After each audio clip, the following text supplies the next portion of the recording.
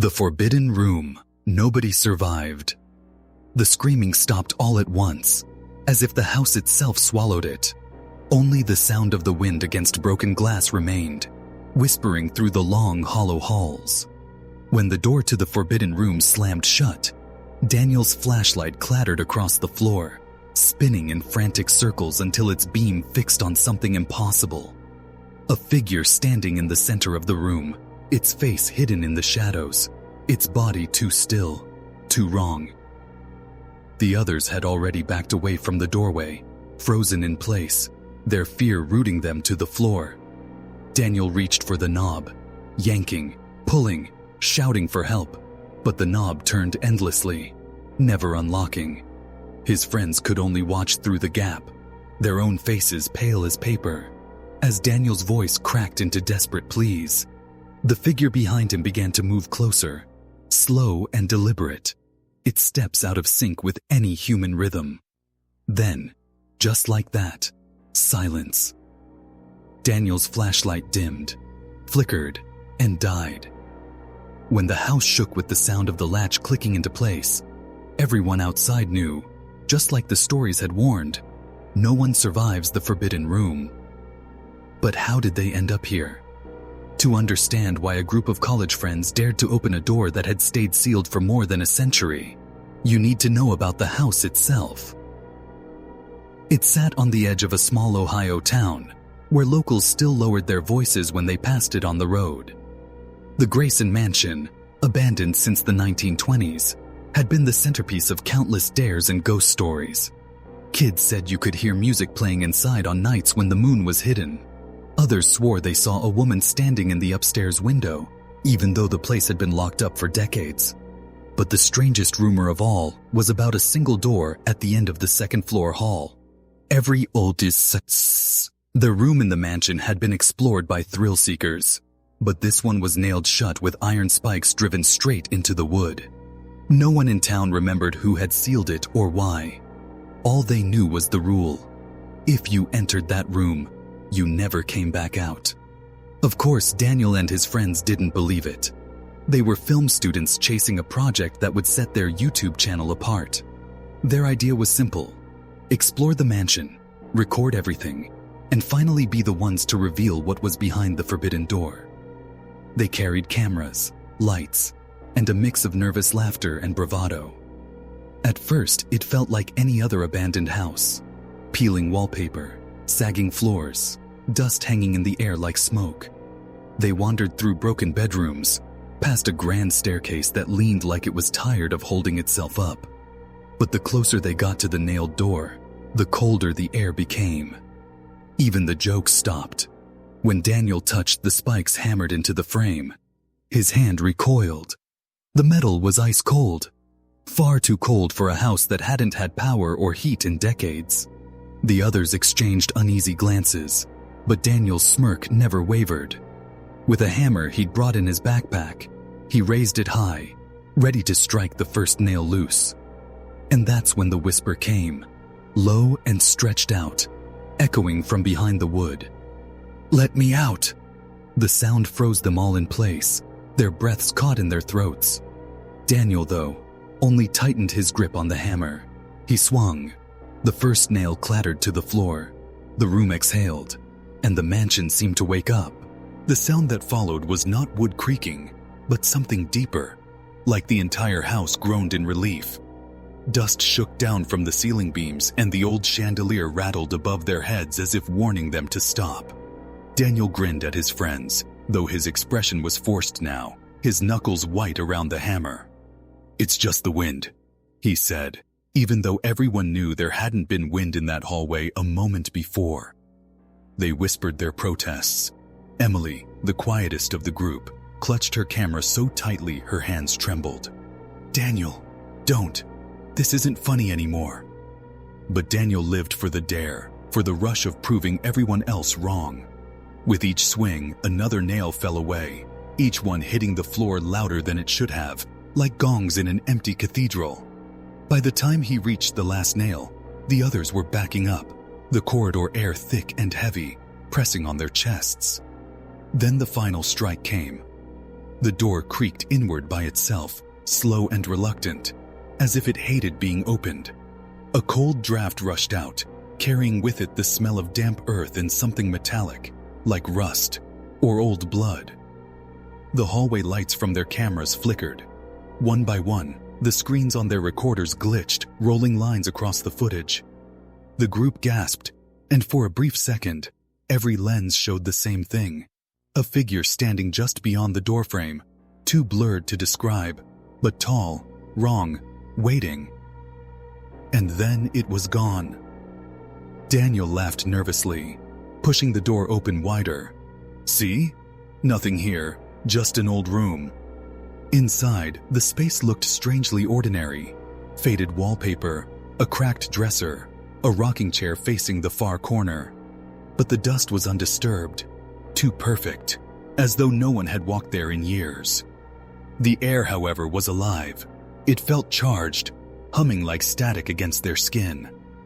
The group hesitated at the threshold, none of them daring to step inside. The stories they'd heard back in town replayed in their minds. Kids disappearing, voices caught in the night, the old caretaker who had gone missing decades ago. Daniel, though, couldn't resist. He stepped across the threshold, his shoes leaving the first new marks in the dust. His flashlight beam danced across the walls, then settled on the rocking chair. Slowly, impossibly, it began to move, back and forth, though no one had touched it. Emily let out a sharp gasp and pulled at Daniel's arm.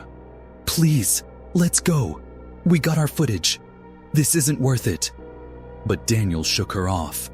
He aimed his camera toward the far corner where the chair pointed, his voice unsteady. "We're not leaving yet. Something's here. I can feel it." And then they all heard it. The same whisper as before, clearer now, curling through the room like smoke. "You shouldn't have opened the door." The rocking chair stopped. The silence that followed was worse than any sound. And when Daniel turned back to the group, his face was pale. The door behind them had shut. The heavy door slammed so hard the walls shook, and the echo seemed to go on forever. Everyone rushed toward it, pulling at the knob, pounding on the wood, screaming for help. The hallway on the other side was gone, vanished into silence. No matter how hard they pushed, the door wouldn't budge. Panic spread quickly. Mark, the tallest of the group, rammed his shoulder against the frame again and again, but it felt like hitting stone. Emily clutched her camera against her chest, whispering, "This can't be happening. This can't be happening." Daniel raised his flashlight, his forced confidence finally cracking. "Okay, maybe it locked by itself. We'll figure this out." His words didn't carry conviction anymore.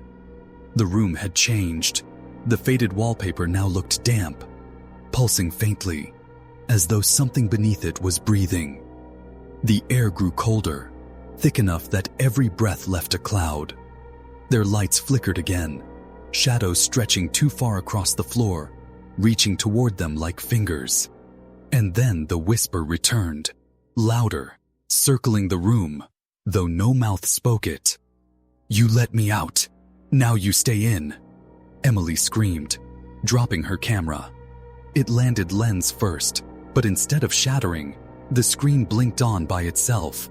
The footage showed them in the room, but not as they were. The video displayed the group sitting silently in the rocking chair and on the floor, their faces pale, their eyes closed as if they had been dead for years. Mark kicked the camera across the room. "Turn it off! Just turn it off!" But it kept playing, the static rising, images flickering between past and present.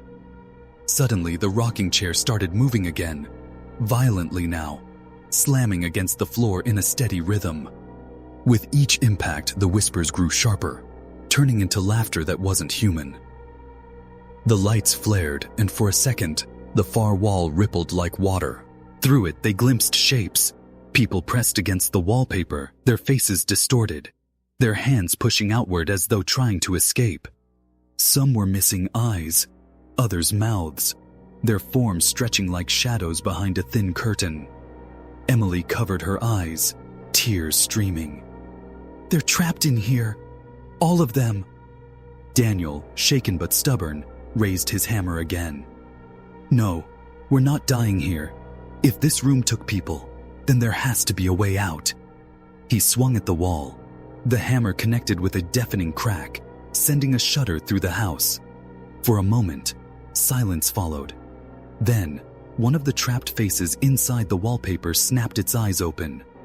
The group froze. The face smiled, and from every wall in the room, dozens of eyes began opening at once. The walls seemed to breathe. Hundreds of eyes blinking open all at once, each one fixed on the intruders. The sound of whispers swelled into a deafening chorus. 1,000 voices layered together, speaking words they couldn't understand.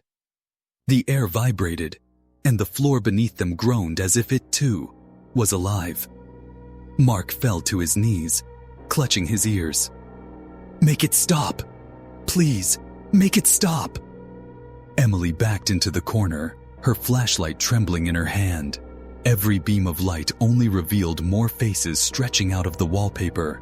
Men, women, even children, each frozen in twisted expressions of fear, pain, or hollow calm. Their mouths began to move in unison, chanting a single phrase that cut through the noise. "Join us!"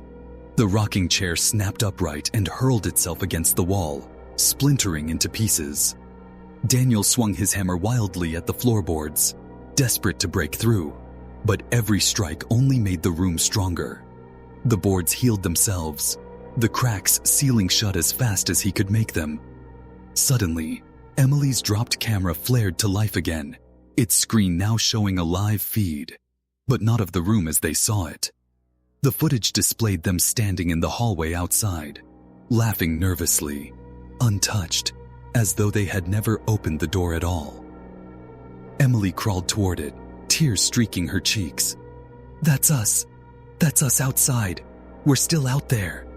The others gathered around the flickering screen, their hearts pounding with desperate hope. But then the figures on the screen turned slowly, staring straight into the lens. The versions of themselves on the feed smiled, long, unnatural smiles that didn't belong on human faces. Daniel stumbled backward. That's not us." The voices grew louder, their chant shaking the floor. "Join us! Join us! Join us!"